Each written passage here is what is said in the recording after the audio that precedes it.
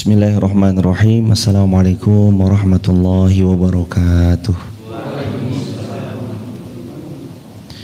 Alhamdulillah wassalatu wassalamu ala rasulillah. Mari kita sama-sama membaca Sayyidul Istighfar secara bersama-sama. Wahid isnain salasa. Allahumma anta rabbi la ilaha illa anta khalaqtani wa ana abduka wa ana ala ahdika wa wa'dika mastata'tu a'udzu bika min syarri ma sana'tu abu'u laka bi ni'matika alayya wa abu'u bi dzambi faghfirli fa innahu la yaghfiru dzunuba illa anta. Raditu billahi rabba wa bil islami dina wa bi muhammadin nabiyya wa rasula. Rabbi zidna ilma warzuqna fahma. Allahumma inna nas'aluka ilman nafi'an wa rizqan thayyiban wa amalan mutaqabbal. Amin ya rabbal alamin. Segala puji milik Allah, kita memujinya, bertasbih atas namanya, mensucikan zatnya, senantiasa kita memohon pertolongan kepadanya. Semoga Allah karuniakan untuk kita iman yang istiqomah hingga kita diwafatkan Allah dalam keadaan husnul khatimah. Hal yang paling tidak mudah untuk seseorang setelah ia mendapat hidayah adalah menjaganya. Dan siapa orang yang paling mudah mendapat hidayah? Kalau ditanya siapa orang yang paling mudah mendapat hidayah, adalah mereka yang paling mudah menerima nasihat. Karena nasihat itu awal masuknya hidayah. Maka yang harus diperhatikan buat kita semua adalah ketika ada nasihat baik datang, jangan buru-buru untuk ditolak. Ketika nasihat baik datang, alangkah indahnya kalau kita mau mendengarkan sejenak, kemudian refleksikan diri kita. Semoga dengan itu Allah izinkan kita jadi hamba Allah yang gampang menerima hidayah dan bisa menjaga hidayah itu untuk tetap terpatri dalam hati. Kedua kalinya sholawat juga bertangkaikan salam teruntuk baginda Rasulullah Muhammad sallallahu alaihi wasallam. Allahumma shalli wa sallim wa zid wa an'im wa barik alaihi. Baginda mulia yang bersabda, "Wa man salaka tariqan yaltamisu fihi ilman sahalallahu lahu bihi tariqan ilal jannah," di hadis sahih riwayat Imam Muslim. Siapa yang memperjalankan kakinya menuju majlis ilmu, Allah mudahkan jalannya menuju syurganya Allah. Bukan cuma majlis ilmu, tapi secara keseluruhan yang dimaksud yaltamisu fihi ilman, ditujukan untuk menuntut ilmu. Baik itu sowan ke tempat seorang kiai, ustadz, habib, guru, seorang syekh. Kalau diniatkan untuk talabul ilm, maka beliau panen. Sebagaimana yang apa Nabi sabdakan, sahalallahu lahu bihi tariqan ilal jannah, Allah mudahkan jalannya menuju surga. Apalagi di hadis Imam Tirmidzi, Ibnu Hibban dan yang lainnya, Nabi SAW juga bersabda, innallaha wa malaikatahu wa ahlas samawati wal ard hatta namlata fi juri wa hatta al-hud la yusalluna ala muallimin nas al-khair. Sesungguhnya Allah, malaikat-malaikatnya Allah, seluruh penduduk langit, seluruh penduduk bumi dan semua semut yang ada di dunia ini dalam sarangnya, dan bahkan hatta al-hud, ikan-ikan, seluruh ikan-ikan di seluruh kedalaman lautan, la yusalluna, mereka semua bersolawat. Ada ulama yang menyampaikan maksud bersolawat di sini mendoakan ala muallimin nasal khair, kepada mereka yang mau mengajarkan kebaikan. Tentu konsekuensi sebelum mengajarkan, mereka belajar kebaikan terlebih dahulu. Juga Nabi yang mulia bersabda, kata Nabi SAW, man ghada ilal masjid la yuridu illa ayyata'alam al-khair aw yu'allimu kana lahu ka ajri haji taman hajjatuh. Siapa yang pergi ke masjid tidak diinginkan dalam perjalanan menuju masjid kecuali belajar kebaikan atau mengajar kebaikan, kecuali Allah hadiahkan untuknya pahala senilai pahala haji sempurna. Itu baru satu. Duduk di majelis ilmu, belum rangkaiannya. Duduk di majelis ilmu, subuh berjamaah plus sampai syuruk, sebagaimana hadis Anas bin Malik riwayat Imam Tirmidzi, man ghada ilal masjid thumma yazkurullaha azza wa jal hatta tatlu asy-syams thumma shalla rak'atain kana lahu ka ajri hajjatin wa umratin tamah. Siapa yang berangkat ke masjid, subuh berjamaah, dia di masjid, dilanjutkan yazkurullaha azza wa jal, berzikir kepada Allah, hatta tatlu asy-syams, sampai sampai terbitlah matahari. Summa sesudahnya terbit itu shalla raka'atain, dia salat 2 rakaat, kana lahu maka baginya senilai pahala hajjatin wa umratin tamah senilai pahala haji dan umrah sempurna. Allahu Akbar. Kalau Allah izinkan ada di tempat kita, di desa kita, di kampung kita, dimanapun kita tinggal, kita bisa meraih sekali duduk puluhan pahala, datangi raih puluhan pahala itu jemaah.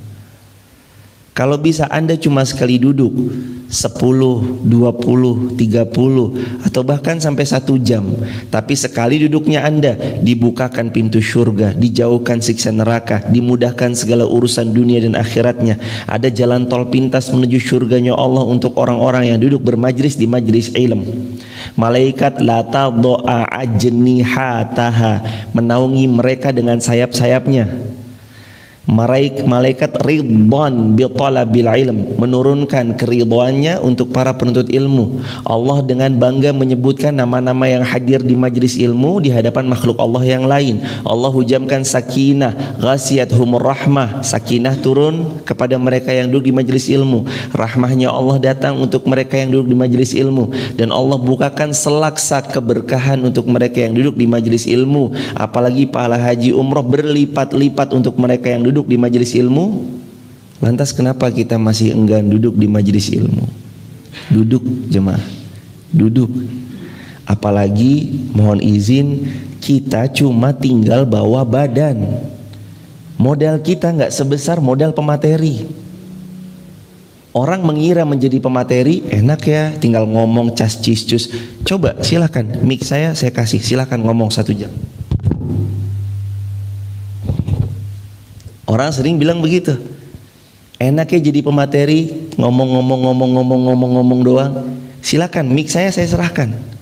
1 jam, 1 jam setengah bicara di sini silahkan. Sesuai dengan tema kita, Allah tahu kita mampu. Makanya jamaah yang dirahmati Allah, ketika kita cuma duduk, membawa diri kita, bermodalkan bensin, sebenarnya ini karunia kemudahan dari Allah Subhanahu wa taala. Kalau pemateri, dia bangun jam 2 pagi, dia baca kitabnya lagi, dia murojaah lagi, dia buat turning point, dia buat 1, 2, 3 apa hal yang hendak disampaikan nanti ketika subuhnya. Dia harus kemudian menurunkan ayat-ayat yang selaras dengan bahasannya, dia harus menurunkan kemudian hadis-hadis Nabi yang selaras dengan bahasannya. Kalaupun nanti ada kisah yang mau disampaikan, dia nukilkan kisah-kisah berdasarkan Hilyatul Aulia, berdasarkan kisah-kisah dari kitab para ulama, Ashabur Rasul, kitab Ar-Rijalu Haular Rasul, laki-laki hebat di sekeliling Nabi. Dia belajar dari jam 2 pagi, kadang qadarullah ma syaa fa'al, itu pun terlelap dia, kebablasanlah dia, kesianganlah dia, misalkan begitu. Kan beda. Tapi kita tinggal duduk mendengarkan, mencatat. Ini kemudahan dari Allah Subhanahu wa taala. Maka jamaah yang dirahmati Allah, kalau Allah izinkan kita bisa meraih segudang pahala, raih segudang pahala itu jangan pernah sia-siakan. Karena tadi jemaah, sesungguhnya Allah hadirkan kemudahan pada kita itu, Allah hendak menitipkan kebaikan yang mudah buat kita. Ketika Allah pun titipkan kemudahan itu mudah diamalkan, itu pun juga atas pertolongan Allah. Karena yang hadirin jamaah sekalian yang dirahmati Allah Subhanahu wa taala, kemudahan ini harus dimaksimalkan, dimanfaatkan, disyukuri betul-betul sama Allah Subhanahu wa taala. Kalau enggak, karena nanti kena di Quran surah Ibrahim ayat yang ke-7, la in syakartum la azidannakum wa la in kafartum inna adzabi lasyadid. Kalau bersyukur Allah tambah. Kalau kufur nikmat, Allah nanti akan buat diri kita disiksa dengan siksaan yang pedih. Karena kekufuran kita itu menyiksa diri kita sebenarnya. Maka jamaah yang dirahmati Allah, seperti biasa saya ngingetin buat diri saya dan kita bareng-bareng, mari luruskan niat, mari bulatkan tekad. Datangnya di majelis ilmu bukan untuk dunia, bukan untuk perkara network semata, bukan untuk karena sahabat kita, bukan karena konco, tapi karena lillahi ta'ala, ibtigha'a wajhillah, ibtigha'a mardatillah. Murni datangnya kita di majelis ilmu, duduk di tempat ini semata hanya berharap ridhonya Allah Subhanahu wa taala. Jemaah yang dicintai Allah, tema kita adalah Allah tahu kita mampu. Ayat ini turun berkenaan dengan sebuah hadis riwayat Imam Muslim. Jadi salah satu behind the scene asbabul wurud itu kalau hadis, kalau Quran namanya asbabun nuzul. Salah satu sebab turunnya ayat Al-Quran surah Al-Baqarah ayat terakhir 286. A'udzubillahi minasyaitonirrajim. Bismillahirrahmanirrahim. La yukallifullahu nafsan illa wus'aha. Allah tidak akan pernah membebani seorang hamba di luar batas kemampuan hamba tersebut.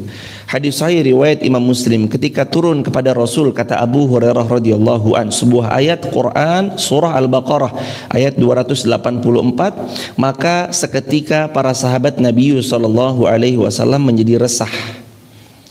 Resahnya atas satu ayat yang turun. Ini dua ayat sebelum Al-Baqarah 286. Ayat Al-Baqarah 284 membuat sahabat menjadi resah. Kemudian mereka berkata kepada Rasul sallallahu alaihi wasallam, "Ya Rasulullah, kami telah dibebani amal-amal yang kami mampu mengerjakan amal tersebut, yaitu salat, yaitu berpuasa, yaitu berjihad, yaitu bersedekah, tapi sekarang telah turun kepadamu ayat ini dan kami tidak mampu ya Rabb." Ayat apa itu? Al-Baqarah 284. A'udzubillahi minasyaitonirrajim. Bismillahirrahmanirrahim. Lillahi ma fis samawati wa ma fil ardh.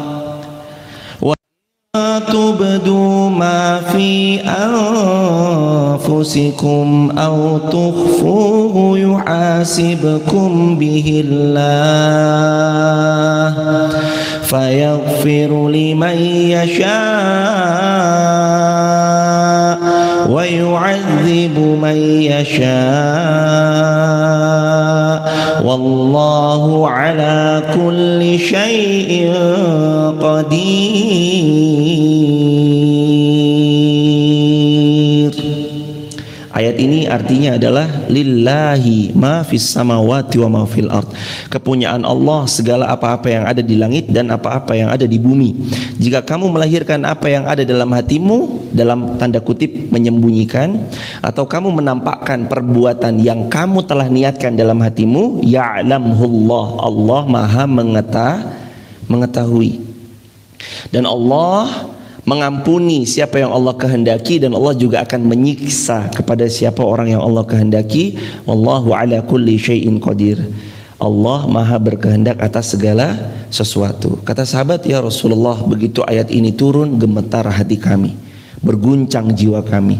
Karena para sahabat itu jemaah, hatinya adalah hati yang paling peka. Sebagaimana Imam Ibnu Katsir pernah bilang, Allah melihat hati di antara para hamba, hati yang paling bersih adalah hatinya Rasulullah sallallahu alaihi wasallam.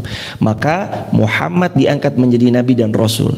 Sesudah Nabi Muhammad, Allah melihat kepada hati para hamba. Hati yang paling bersih setelah hatinya Muhammad sallallahu alaihi wasallam adalah hatinya para sahabat. Maka kemudian Allah memilih para sahabat sebagai pembersama atau orang-orang yang membersamai jalan dakwahnya Nabi sallallahu alaihi wasallam. Maka kalau kita melihat hati sahabat itu hati yang peka, dan ini ciri-ciri iman.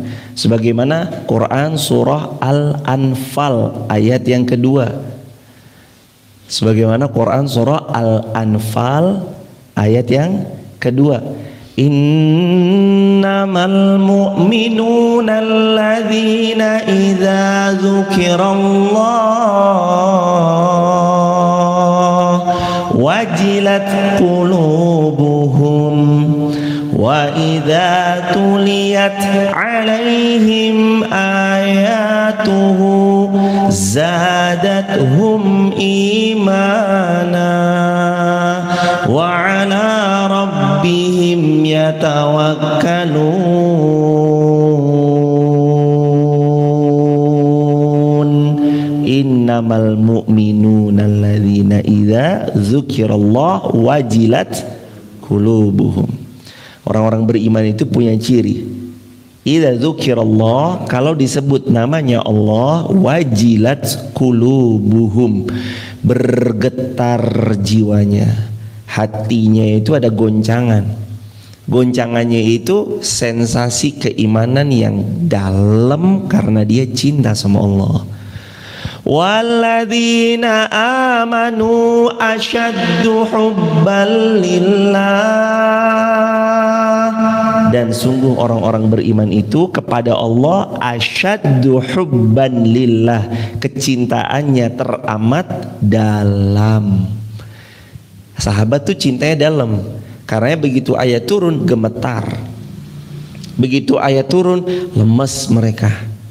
Sensasionalnya itu kerasa karena iman begitu menghujam di dalam dada. Ini ayat turun jemaah. Kami memberi hidayah kepada siapa yang kami kehendaki, dan kami pun yu'adzibu may yasha, kami azab siapa yang kami kehendaki. Wallahu ala kulli syai'in qadir. Di tangan Allah lah segala sesuatu, karena Allah maha berkehendak atas segala sesuatu. Sahabat pun kemudian bersimpu di hadapan Nabi SAW seraya bertanya atau seraya berkata, wahai Rasulullah, kami telah dibebani sebelumnya atas apa yang kami mampu perbuat, salat, jihad, puasa, bersedekah, tapi ketika ayat ini turun kami nggak mampu ya Rasulullah. Ketika ayat ini turun kami nggak sanggup ya Rasulullah. Ketika ayat ini yang berbicara tentang menyembunyikan apa-apa yang ada dalam dada atau menampakkan Allah maha mengetahuinya, kami nggak mampu ya Rasulullah. Karena sebagian di antara mereka ada yang masih suka menyembunyikan tuh. Nah ini juga jadi pelajaran yang kedua jemaah. Setelah yang pertama tadi bahwasanya Allah memberi hidayah pada siapa yang dikehendaki dan Allah mengazab siapa yang dikehendaki, dan para sahabat itu pelajarannya juga termasuk yang imannya sangat dahsyat. Maka begitu ayat turun goncangan sensasional dalam jiwanya ada. Maka yang kedua pelajarannya adalah kita mau tampakin atau kita sembunyiin dalam hati, Allah maha tahu. Orang beriman maka harus punya sikap luar dalam sama, depan belakang sama. Jangan jadi mohon maaf orang yang di belakang ngelek-ngelei atau di belakang jelek-jelekin, di depan kayak gitu manis mukanya. Tapi kalau qadarullah masyafal emang ada sesuatu yang gak disuka, bilang di depannya. Hal yang indah kalau punya sahabat itu adalah di belakang dia bagus-bagusin kita, di depan dia menyampaikan nasihatnya dengan penuh kesantunan dan keindahan. Ini namanya sahabat nih. Makanya Imam Syafi'i pernah bilang, nasihatmu di hadapan banyak orang itu bukan nasihat, tapi engkau sedang mempermalukan diriku. Nasihatmu saat kita hanya berdua saja, sesungguhnya itulah nasihat, dan engkaulah sebaik-baik pemberi nasihat. Jadi nasihat pun ada term-termnya jemaah, ada aturan mainnya. Kita nyampein nasihat nggak sedang di muka umum, face to face.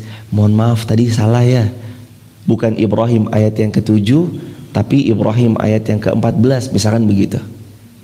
Dan itu termasuk bagian dari kebaikan jemaah yang dirahmati Allah.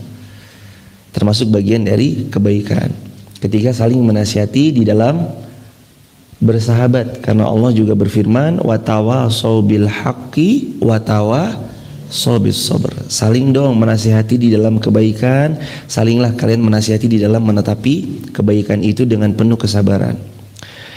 Kata Rasul SAW, apakah kalian ingin mengatakan seperti apa yang telah dikatakan ahli kitab terdahulu, kami dengar dan kami durhaka? Jadi kalimat yang kami dengar dan kami taati itu kalimat orang-orang beriman. Kalimat kami dengar dan kami durhakai itu kalimat orang-orang ahli kitab yang mereka nggak mau beriman setelah turunnya Nabi SAW. Jadi dua kalimatnya, sami'na wa ata'na. Satu lagi sami'na wa asayna. 1, 2, 3. Asayna. Asayna. Ini namanya kami dengar dan kami durhakai. Tapi yang kita harus ucap sami'na, kami sami' mendengar, ata'na kami taati ya Allah apa yang kau perintahkan, apa yang Rasulmu telah sabdakan. Jadi dua ya jemaah. Ucapan ahlul kitab, ini pelajaran nomor 3. Ucapan ahlul kitab sami'na wa asaina. Nabi udah turun, mereka kenal Rasul Shallallahu Alaihi Wasallam ada dalam kitab mereka, tapi mereka nggak mau beriman karena gengsi. Karena mereka ngerasa orangnya sudah besar, agama mereka agama yang jauh lebih tua misalkan dan segala macamnya. Padahal agama yang dari Nabi Adam sampai Nabi Shallallahu Alaihi Wasallam ini agama Hanifam Muslimah. Agama Hanif menjadi seorang Muslim yang lurus, bukan agama yang belak-belok. Jadi dari dulu sejak zaman Nabi Adam sampai Nabi Isa mengajarkan tauhidullah, mengesahkan Allah, jangan berbuat syirik. Nabi SAW hadir, mereka mengatakan sami'na wa asaina, kami dengar tapi kami durhakai. Nah, Nabi ini nanya sama para sahabat, apakah kalian setelah turun ayat ini untuk menyembunyikan apa yang baik-baik, menampakkan apa yang baik-baik, jangan sampai kalian diazab oleh Allah, mudah-mudahan kalian dapat menjaga hidayah kalian dengan baik, apakah kalian mau mengatakan yang namanya sami'na wa asaina, kami dengar terus kemudian kami durhakai? Jangan demikian, kata Nabi SAW, jangan mengatakan sebagaimana ahli kitab katakan, sami'na wa asaina, kami dengar tapi kami durhakai. Akan tetapi kata Nabi SAW, kul, katakan oleh kalian sami'na wa ata'na. Jangan kalian katakan sami'na wa asaina, akan tapi oleh kalian katakan sami'na wa ata'na. Ya Allah, kami mendengar dan kami taati. Setelah itu, kami mendengar dan kami taat ya Rasulullah, ampunilah kami wahai Allah, kata para sahabat. Jadi sahabat itu orang yang setelah turun nasihat gampang langsung dilurusin. Kayaknya kalau dalam bahasa kita, kayaknya ini kurang tepat deh. Oh ya, baik, kita sama-sama benarkan ya, kayak gitu jemaah. Sama kayak tadi, ketika Nabi tegur, ya Rasulullah kami nggak mampu, kami nggak sanggup ya Rasulullah. Apa kalian mau jadi seperti umat terdahulu yang mengucap sami'na wa asaina, kami dengar dan kami durhakai? Jangan begitu, ucapkan sami'na wa ata'ina. Oh ya Rasulullah, sami'na wa ata'ina, rabbighfir lana dzunubana. Ya Allah, ampunkan dosa-dosa kami yang sebelumnya sempat hendak mendurhakai ayat-Mu ya Allah. Jadi sahabat itu hati yang paling pekah terhadap iman. Kalau Allah disebut hatinya bergoncang. Wa idza tuliyat alaihim ayatuhu zadathum imana. Sahabat itu kalau dibacakan ayat-ayat Al-Quran, zadathum imana, imannya semakin bertambah, nambah, kebooster karena membaca ayat-ayat Allah. Wajar kalau kita imannya nggak bertambah karena ternyata cross check kita lebih sering membaca HP status daripada membaca Al-Quran. Al-Quran lasinnya Ramadan tahun lalu, handphone WA kita lasinnya terakhir kali dilihat beberapa menit atau beberapa jam yang lalu. Kembalikan jamaah, ini spirit kita dan cita-cita kita bersama. Wonosobo dengan pertolongan Allah diawali dari kota yang indah, yang ramah, yang sejuk, nan damai serta tentrem ini. Awali Wonosobo mencetak 2 juta penghafal Al-Quran. Warga Wonosobo berapa tuh mas? Warga Wonosobo berapa mas? Oh 850.000. 2 juta tuh banyak berarti. Ya udah berarti ya minim 10%-nya. Kalau total warga Wonosobo 850.000 masyarakat penduduk Wonosobo, minim 10%-nya atau 20%-nya. Kalau 10%-nya 850 kan berarti 85.000. Kenapa sih saya bilang 10%? Karena setiap satu orang penghafal Al-Quran bisa menggandeng 10 orang untuk masuk surganya Allah.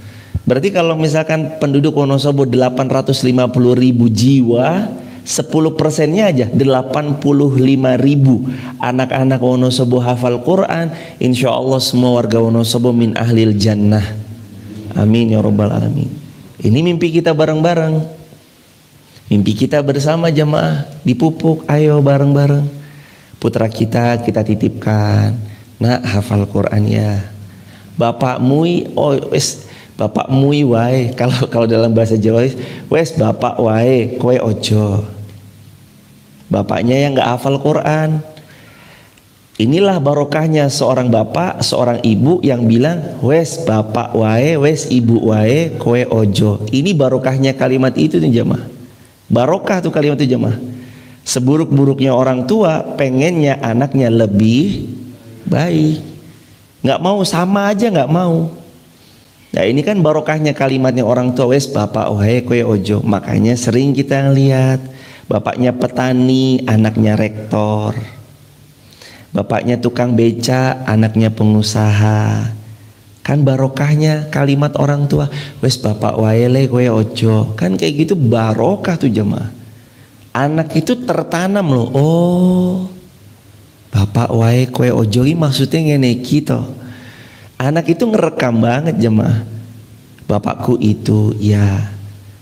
Makanya kita sering lihat di lapangan dan ini kisah nyata. Bapaknya petani biasa, anaknya rektor. Bapaknya petani biasa, anaknya punya perusahaan besar. Bapaknya tukang beca, anaknya sukses membangun online bisnis yang punya karyawan hingga ratusan bahkan ribuan. Barokah jemaah.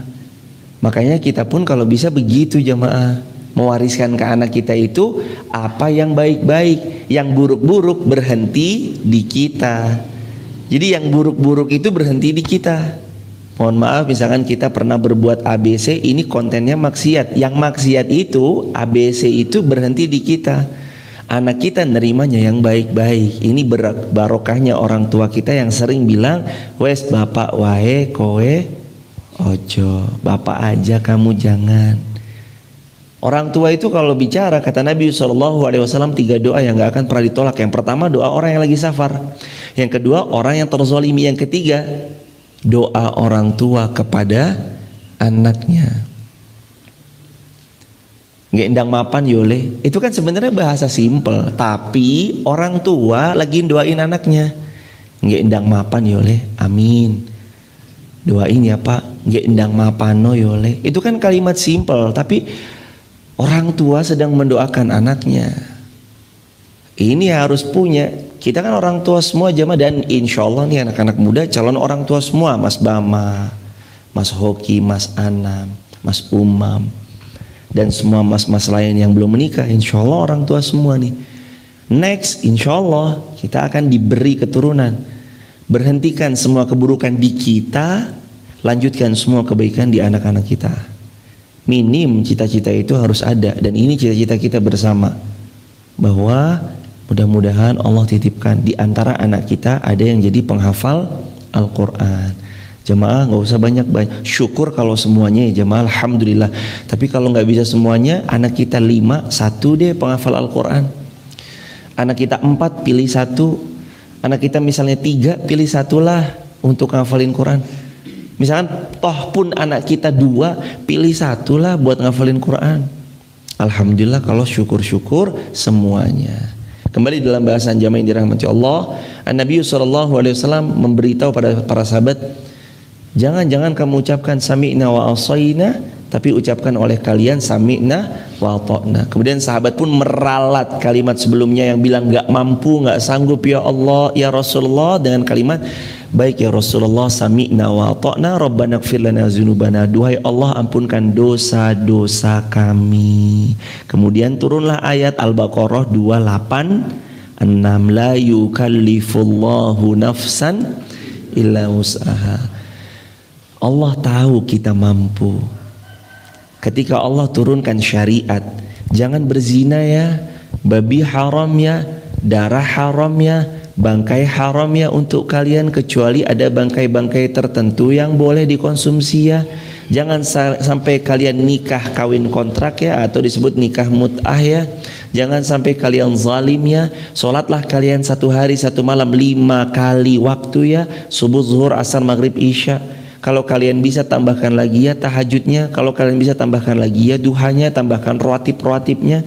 Kalau kalian bisa bersedekah ya, puasa di bulan Ramadan sebulan full ya.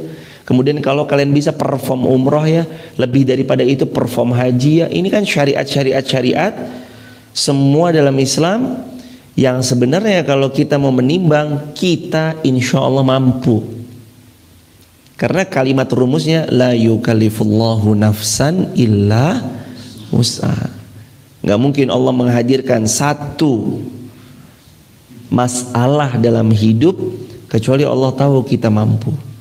Maka untuk kita yang sedang dirundung masalah begitu berat, ketahuilah seberat-beratnya persoalan kita dalam hidup, Allah yakin pada kita bahwa kita mampu menyelesaikannya. Jangan patah arang, karena orang yang patah arang itu cenderung mudah digoda oleh syaitan. Jadi liar kelakuannya, sampai mohon maaf akhirnya kita lihat dampak-dampak orang yang putus asa jatuh ke bunuh diri. Kasus-kasus kemarin, lompat dari gedung, menabrakkan diri kepada kereta api, kemudian memutus urat nadinya sendiri, meminum baygon atau cairan-cairan racun yang mematikan, yang menyebabkan akhirnya dia mati. Ini nih jemaah.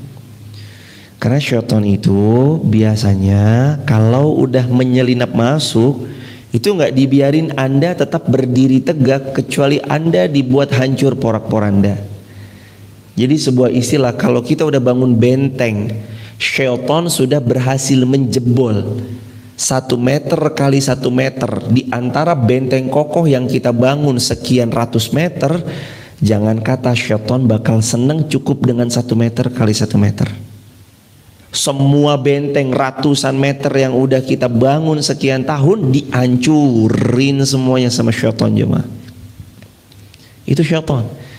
Jadi jangan bilang kalau Anda nggak apa-apalah, saya lagi putus asa nih, nggak apa-apalah, bentar aja, cukup 1 jam aja, sejam berikutnya nanti saya semangat lagi. Belum tentu Anda berhasil lewati godaan syaitan. Syaitan itu cuma bisa bisikin doang, tapi bisikannya dahsyat jemaah. Apalagi untuk orang-orang yang putus asa. Sekali dia kena putus asa, bermalas-malasan dia, nggak mau dia mendekat sama Allah, menafikan Allah itu ada, akhirnya dia mati dalam keadaan ateis, mati nggak percaya Allah, mati dalam keadaan nggak beriman sama Allah. Padahal sering nanti hari Jumat pun kita dengar, wala khatib sering bilang wala tamutunna illa, jangan kamu mati kecuali dalam keadaan Islam, menjadi seorang muslim. Kenapa tiap Jumat disampaikan? Karena toh kalau kita melihat hadis Nabi SAW kemarin, Nabi bilang apa?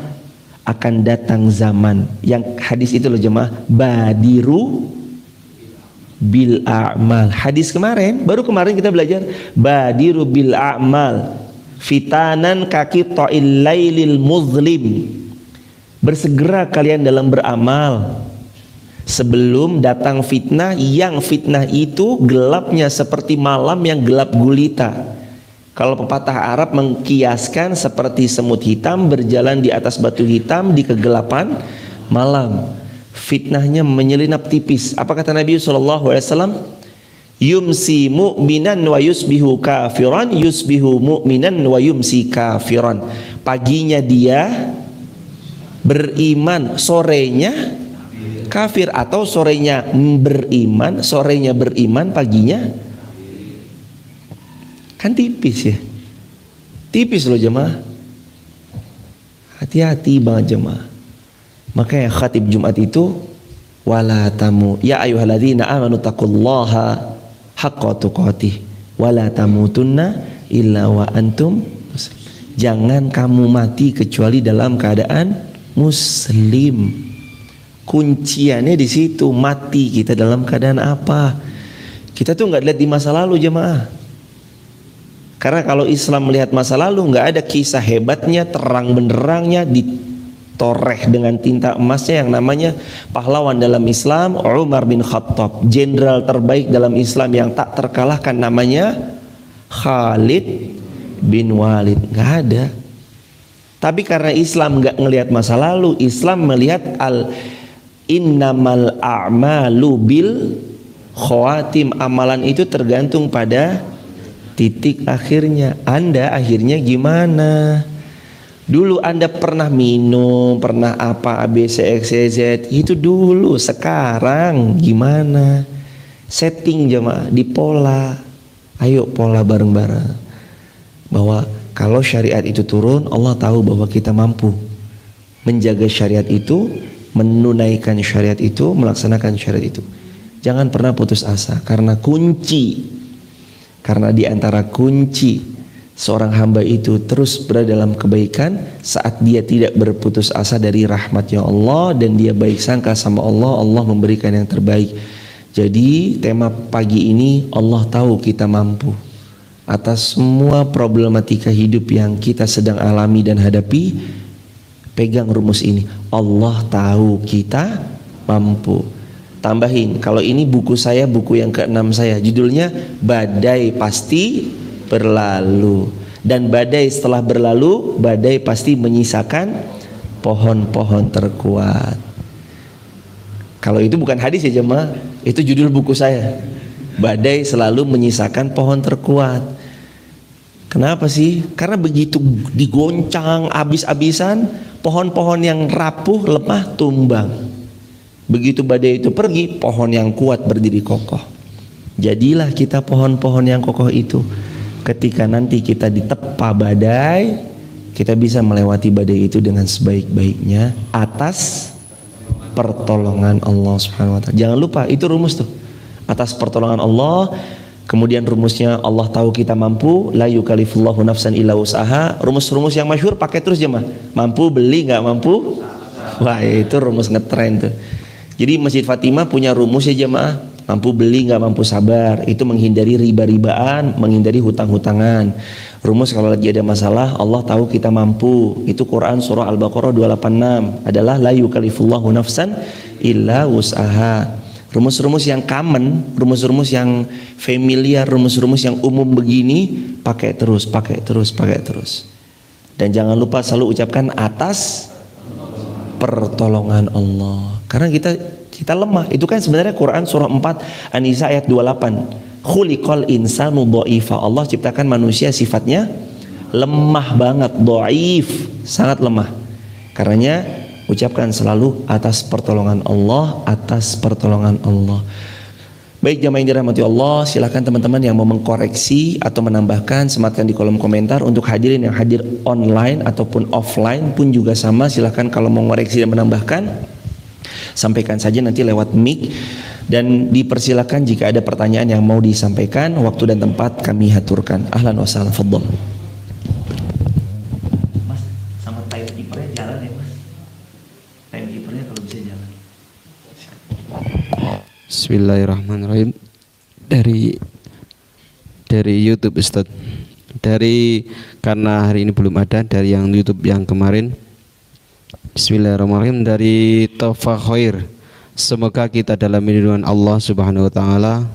Suatu saat kita datang agak terlambat ke masjid sehingga belum sempat sholat qobla subuh. Sudah iqamah, apakah boleh mengerjakan setelah sholat subuh? Ustaz, jazakumullah. Nabi sallallahu alaihi wasallam bersabda, sebelum Nabi bersabda, sampaikan sabdanya Nabi, kami mendoakan semoga yang bertanya, semoga Allah mudahkan segala urusannya, dan seluruh kaum muslimin Allah muliakan dan Allah mudahkan segala urusannya. Nabi sallallahu alaihi wasallam bersabda dalam hadis Bukhari Muslim, dan kita pernah pelajari dalam kitab Riyadhus Shalihin, la salata, tidak ada salat jika muazin sudah mengumandangkan iqamah. Maksudnya tidak ada salat sunnah. Kata Nabi SAW, tidak ada sholat sunnah kalau muazin sudah mengumandangkan iqamah. Artinya setiap kita yang sedang sunahan, kalau iqamah sudah berkumandang, selesai, nggak ada sholat sunnah, langsung merapat menunaikan sholat wajib. Jangan sampai tertinggal takbiratul ihram. Begitu jemaah. Jangan sampai tertinggal takbiratul ihram. Kecuali kita tahu nih, beliau nih komatnya lama. Allahu Akbar, Allahu Akbar, asyhadu an la ilaha illallah. Sedangkan kita tuh udah sampai ruku misalkan. Kita tahu nih komat lamanya ini bisa kita untuk selesaiin sampai salam. Nggak ada masalah. Tapi turning pointnya jangan sampai tertinggal takbiratul ihramnya imam dalam sholat berjamaah, karena itu istimewa. Ikut takbiratul ihramnya imam berjamaah sholat wajib itu istimewa. Jadi begitu kata Nabi SAW. Kalau udah qomat langsung fokus ke sholat wajibnya. Pertanyaan yang berikutnya itu tentang kalau misalkan saya tertinggal ba'da subuhnya boleh nggak? Tidak boleh, karena tidak ada ba'diyah subuh. Tapi itu sholat qobliyah Ustadz. Kalau tidak dapat, maka insya Allah berpeluang di hari berikutnya. Atau ingat hadis Nabi SAW, man hamma bi hasanatin falam ya'malha katabahallahu indahu hasanatan kamil. Hadis sahih riwayat Imam Muslim. Faman hamma, siapa yang berniat bi hasanatin, melakukan satu kebaikan, falam ya'malha, belum sempat tertunaikan tapi dia udah niat duluan, katabahallahu indahu hasanatan kamilah, Allah catat untuknya kebaikan yang sempurna. Jadi dia udah niat aja, ya Allah nggak sempet nih tadi sholat qobliyah fajar, niat baiknya itu udah menghadirkan pahala buat beliau. Jadi seperti itu yang bertanya. Semoga Allah memuliakan yang bertanya sekeluarga besar dan seluruh kaum muslimin dimanapun berada. Barakallahu fikum, semoga terjawab. Allahu a'lam bissawab. Soalu akhar mawjud, fadhal. Dari Siti Zubaidah. Semoga Allah merahmati kita semua. Semoga kita disehatkan sama Allah. Amin. Doai kaum muslimin dan kaum muslimat. Izin bertanya, jika satu anak menghafal Al-Quran bisa menggandeng 10 orang untuk masuk surga. 10 orang itu siapa saja Ustaz? Jazakumullah khairan. Wa jazakumullah salam jaza. Bersabda An-Nabi SAW, Allah punya ahlullah. Allah punya keluarga. Siapa ahlullah? Adalah hum ahlul Quran. Keluarganya Allah di dunia adalah para ahli Al-Quran. Siapa ahlul Quran? Adalah mereka penghafal Al-Quran, pengajar Al-Quran, pengamal Al-Quran. Itu termasuk diantara ahlul Quran. Yang kuatnya penghafal Al-Quran tadi.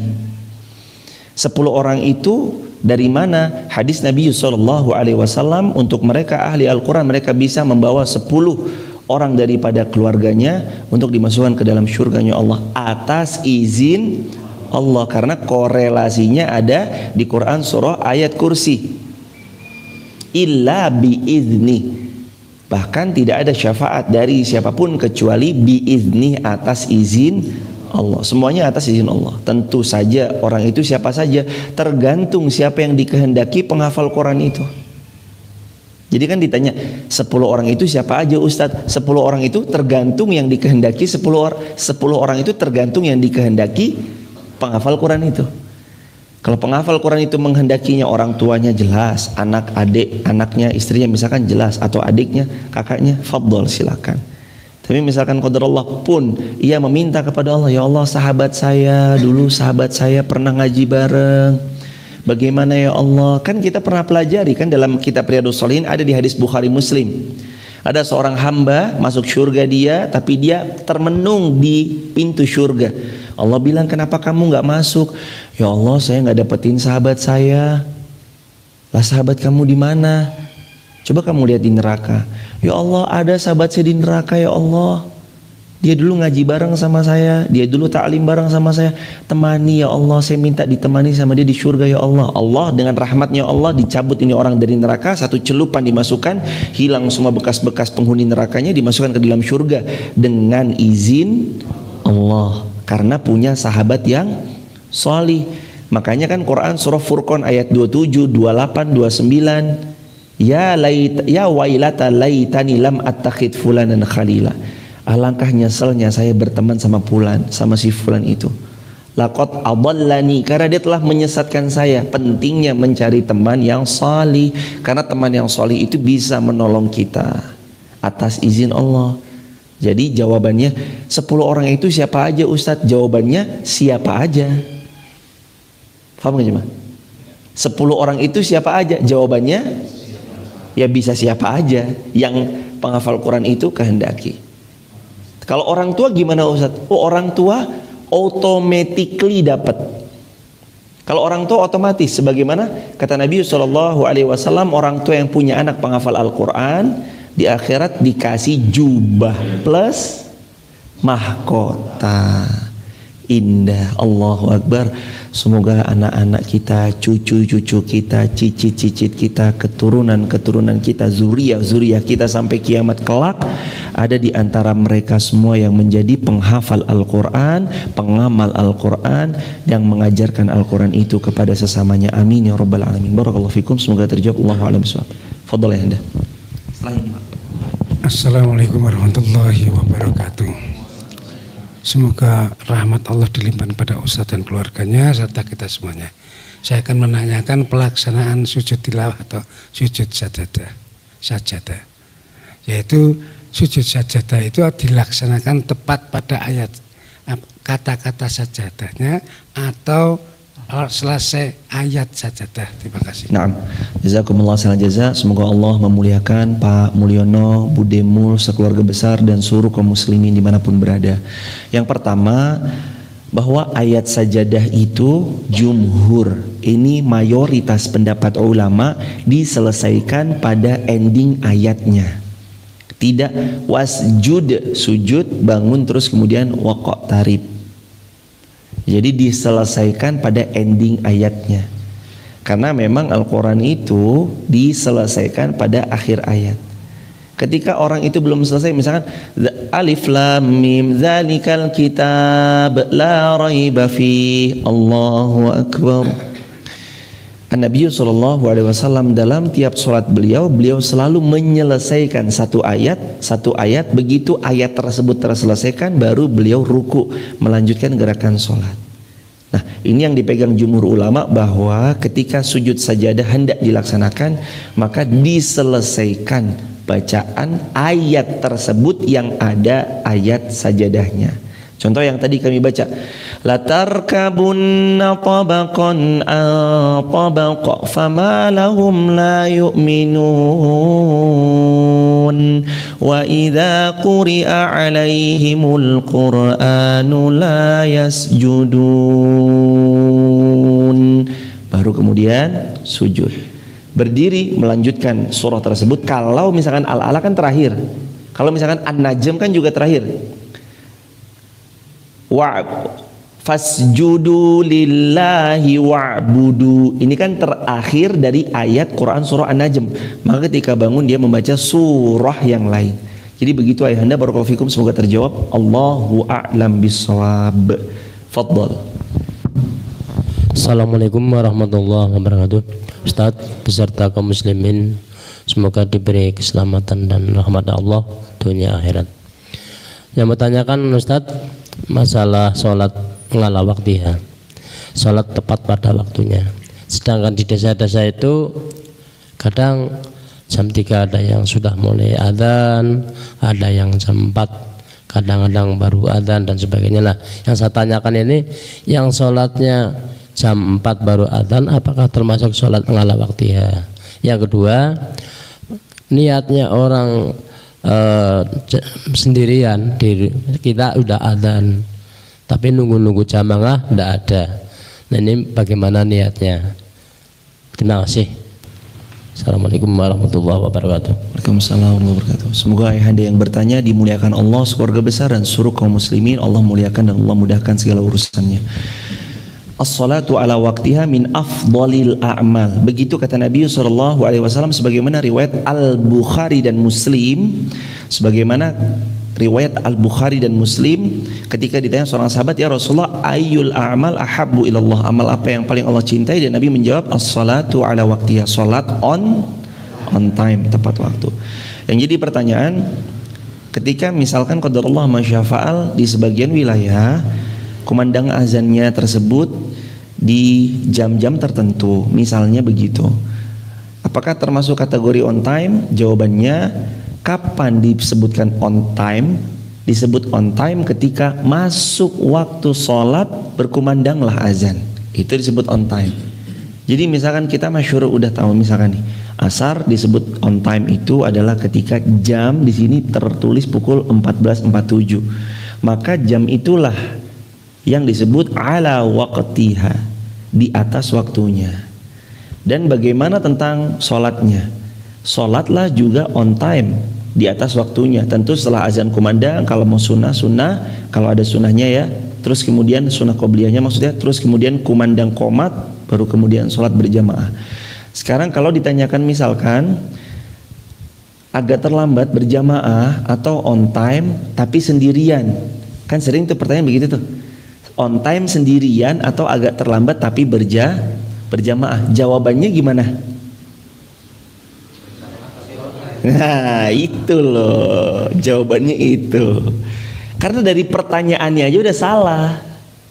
Pertanyaannya kan udah keliru. Mending sholat sendirian tapi on time atau berjamaah tapi terlambat. Dari pertanyaannya kan udah pertanyaan yang kurang enak lah. Pertanyaannya kurang tepat. Kalau pertanyaan begini, berjamaah on time atau sendirian on time? Ya jawabannya jelas berjamaah on time. Nah tapi dari pertanyaan tadi, idealnya berjamaah dan on time. Begitu jamaah yang dirahmati Allah. Jadi bukan Allah nunggu kita, sebentar ya Allah, saya lagi sibuk nih. Bukan Allah yang suruh nunggu kita, tapi kita yang datang ke Allah bersegera. Karena konsep dalam Al-Quran itu wasari'u ila maghfirah, bersegera mengejar ampunan Allah. Tapi jamaah yang dirahmati Allah, saya paham betul misalnya qadarallahu ma syaa fa'al. Di antara kita ada yang masih berproses karena 1, 2, 3 dan hal ada di ladang apa segala macam. Tapi saya mohon izin mengingatkan diri saya dan kita bareng-bareng, bukan berarti Allah yang harus menunggu kita. Walaupun kita sibuk, bukan berarti Allah harus menunggu kita. Tapi sesibuk apapun kita, niatkan kita on time datang ke Allah. Orang kita dipanggil atasan aja, Irfan datang sini, siap.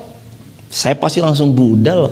Kalau saya punya atasan, misalnya kalau saya kerja di satu instansi, waktu saya pernah bekerja pun begitu, dipanggil direktur, Irfan datang ke ruangan saya, ya saya datang. Ditelepon gitu datang seketika, langsung gas. Kalau ini apalagi Allah yang manggil, masa kita terlambat? Insya Allah semoga Allah memudahkan urusan kita semua. Intinya begitu ya Anda. Yang nomor 2, kalau sholat sendiri bagaimana? Fadhol sholat sendiri sebagaimana umumnya. Kalau mau sholat sendiri silahkan datang ke masjid, nggak ada jamaah nih, sholat sendiri aja nggak apa-apa. Itu niat berjamaah dan itu udah dapat pahala berjamaah karena niatnya dia datang ke masjid untuk sholat berjamaah secara on time. Meskipun sendirian tapi dia tetap panen pahalanya begitu. Barakallahu fikum, semoga terjawab. Allahu a'lam bishawab. Last question, fadhol Mas.